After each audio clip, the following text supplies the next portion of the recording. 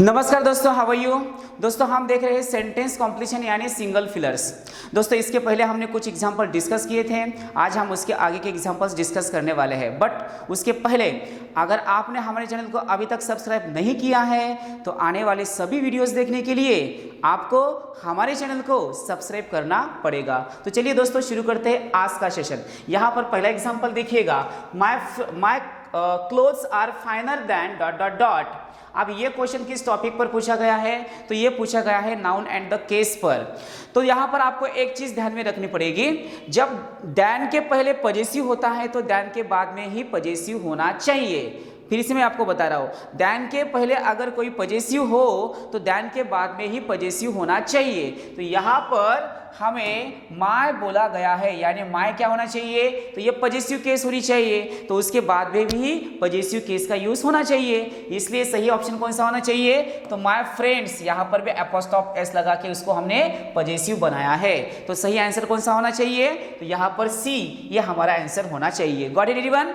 उसके बाद देखिएगा next question, what you have done dot dot dot no excuse. अब ये क्वेश्चन प्रीपोजिशन पर पूछा गया है और इसका सही आंसर कौन सा होना चाहिए, एडमिट्स ऑफ होना चाहिए, यानी डी, ये इसका आंसर होना चाहिए। उसके बाद देखिएगा next question, the teacher Warne him dot dot dot that type of lapse. तो यहाँ पर यह क्वेश्चन भी प्रीपोजिशन पर ही पूछा गया है, तो यहाँ सही ऑप्शन कौन सा होना चाहिए, तो देखिएगा the teacher Warne him dot dot dot that type of lapse, यानी अगेंस्ट होना चाहिए। तो वॉर्न हिम अगेंस्ट, यहाँ पर सही आंसर कौन सा होना चाहिए, तो डी, यानी अगेंस्ट होना चाहिए। तो ध्यान में रखिएगा। उसके बाद देखिएगा, this is a traditional custom dot dot dot Gond and other tribes. तो ध्यान में रखिएगा दोस्तों, जब हम सिर्फ दो कंटेंट के लिए कोई प्रीपोजिशन यूज करते हैं तो वहां पर बिटवीन का यूज होना चाहिए, और दो से ज्यादा कोई है तो वहां पर अमंग का यूज होना चाहिए। तो यहाँ पर सही ऑप्शन कौन सा होना चाहिए, तो अमंग यहाँ पर आना चाहिए। This is a traditional custom among Gond and other tribes बोला है, तो ध्यान में रखिएगा। उसके बाद देखिएगा next question, she dot dot dot in the middle of his speech. आप देखिएगा यहाँ पर ये क्वेश्चन किस टाइप का पूछा गया है, तो ये क्वेश्चन पूछा गया है हमें फ्रेजल वर्ब पर। तो यहाँ देखिएगा ही dot dot dot in the middle of his speech बोला है, तो यहाँ पर क्या होना चाहिए, ब्रोक डाउन होना चाहिए।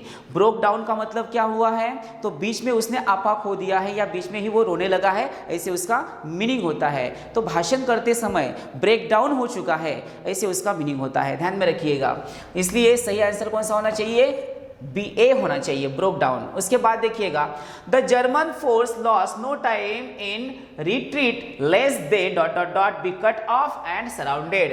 अब ये क्वेश्चन किस टाइप का पूछा गया है दोस्तों, तो ये क्वेश्चन पूछा गया है सेंटेंस सिंथेसिस पर। तो आपको एक चीज यहाँ पर ध्यान में रखनी है, जहां पर भी लेस का यूज होगा तो उसके बाद आने वाला जो मॉडल ऑक्सिलरी होता है वो शुड होता है, यानी less is followed bye should. Less के बाद आने वाला मॉडल ऑक्सिलरी वर्ब कौन सा होना चाहिए, शुड होना चाहिए। अब यहाँ पर हमें लेस का यूज करके दिया है।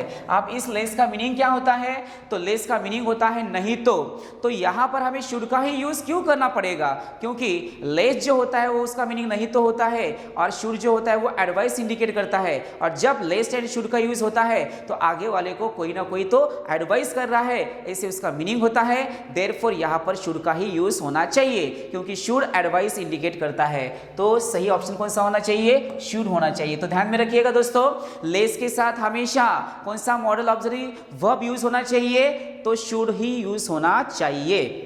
उसके बाद देखिएगा next question, Portia compare mercy dot dot dot the gentle rain from heaven. तो यहाँ पर Portia compare mercy to, compare के बाद टीओ टू का यूज होता है, कंपेयर टू बोला जाता है, इसलिए यहाँ पर सही ऑप्शन कौन सा होना चाहिए, ए होना चाहिए, यानी TO2 का यहाँ पर यूज होना चाहिए, तब जाके ये मीनिंगफुल बनेगा। Got it everyone. उसके बाद देखिएगा next question, no buses are plying dot dot dot the road as the transport workers are on strike. तो यहाँ पर plying on, plying upon, plying over, plying by, सही ऑप्शन कौन सा होना चाहिए दोस्तों, बोलिए, तो प्लेइंग ऑन होना चाहिए। तो यहाँ पर ए इसका सही आंसर होना चाहिए। Got it everyone.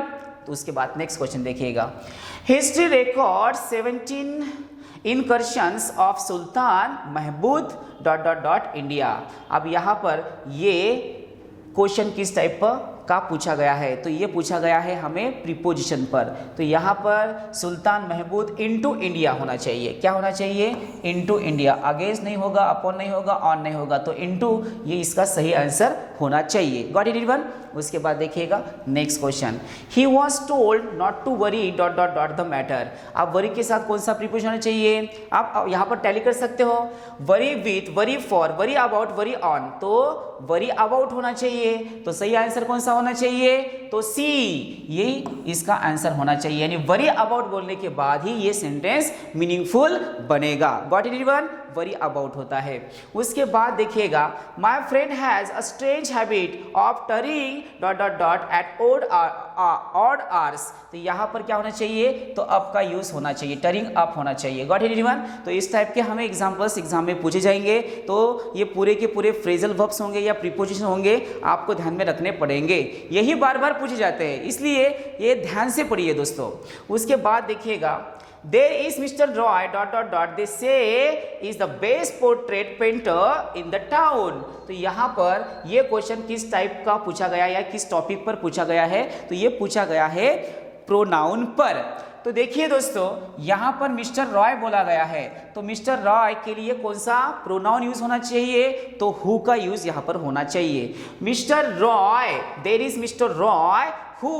अब यहाँ पर हमें हु का ही यूज क्यों करना पड़ेगा?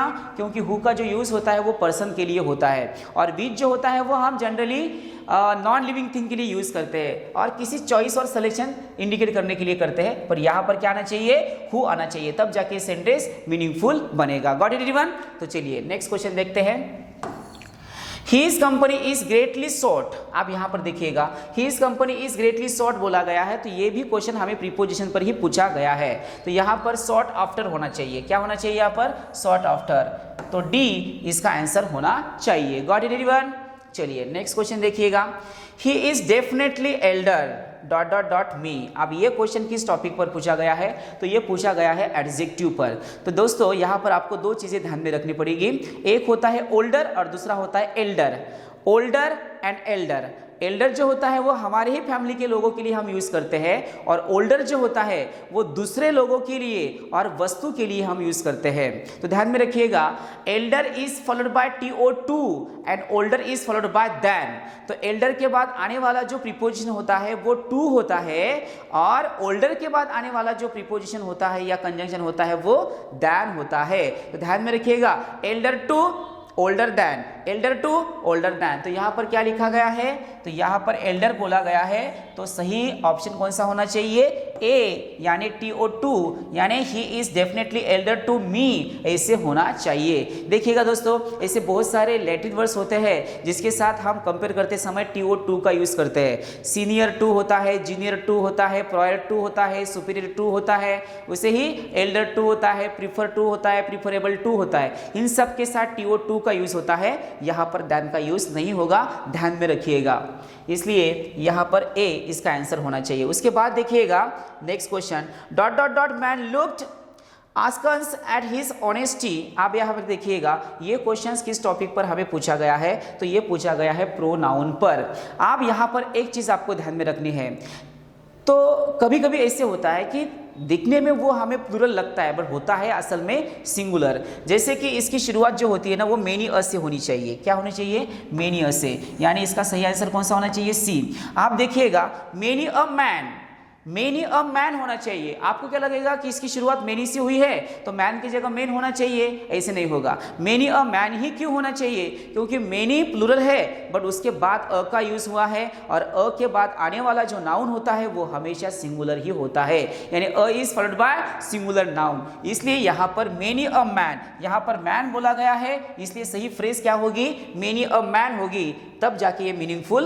बनेगा। Got it everyone? तो चलिए दोस्तों, इस टाइप के क्वेश्चंस आपको ध्यान में रखने पड़ेंगे। तो यहाँ पर हम रुकते हैं, पर उसके पहले अगर आपने हमारे चैनल को अभी तक सब्सक्राइब नहीं किया है तो आने वाली सभी वीडियोस देखने के लिए आपको हमारे चैनल को सब्सक्राइब करना पड़ेगा। तो यहाँ पर हम रुकते हैं, तब तक के लिए tata bye bye, see you, take care.